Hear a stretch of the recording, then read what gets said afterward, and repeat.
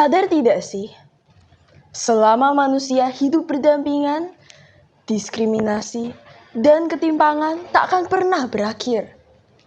Di sisi itu, kesepian senantiasa mencari cara untuk menyelimuti hati manusia. Bahkan ketika kita sudah hidup berdampingan. Halo Sobat Literasi, perkenalkan aku Mika Misela, pelajar dari SMP Negeri 1 Pati yang kerap disapa Mika. Pernahkah kalian merasa tersingkirkan oleh dunia?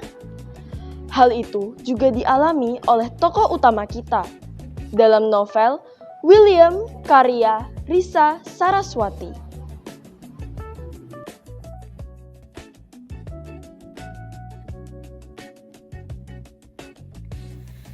Berlatarkan kota Bandung pada masa kolonial Belanda, kita diajak untuk menelusuri masa lalu tragis dari William van Kempen, anak tunggal dari pasangan tentara Belanda dan putri jenderal.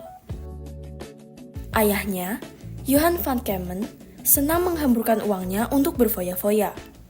Begitu pula ibunya, Maria van Kempen, wanita sosialita yang hidup dikelilingi kemewahan. Hal ini menciptakan jurang dalam di antara William dan kedua orang tuanya. Bahkan sebelum kepindahan keluarga itu dari Den Haag ke Batavia. Ketika ayah dan ibunya memandang rendah pribumi, ada rasa iba yang muncul di hati William, membuatnya semakin gemar menyembunyikan diri dari dunia. Orang-orang baik seperti Toto dan Dico yang menerima kekurangan William pun tak singgah lama dalam kehidupannya, seolah ia tak diizinkan untuk merasa bahagia. Hingga di suatu titik di mana William mendambakan kematian sebagai jalan menuju kedamaian sejati. Situasi diperburuk dengan berita kedatangan Nippon ke Hindia Belanda. Di saat banyak orang Belanda memutuskan untuk kembali ke kampung halaman, Johan dan Maria memilih untuk menetap demi kekayaan.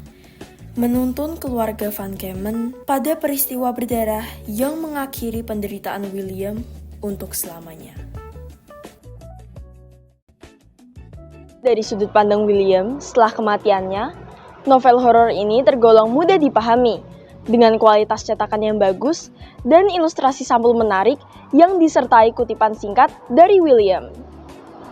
Sangat disayangkan, karakterisasi dalam novel ini terlalu hitam putih. Watak yang kurang konsisten dan perkembangan karakter yang tidak begitu signifikan membuat kita, pembaca, kurang dapat memahami motivasi dan perasaan para tokoh. Secara keseluruhan, novel William memberikan gambaran yang cukup bagus mengenai masa pemerintahan kolonial Hindia Belanda. Cocok dibaca oleh remaja hingga dewasa, terutama bagi penggemar kisah misteri dan horor fiksi.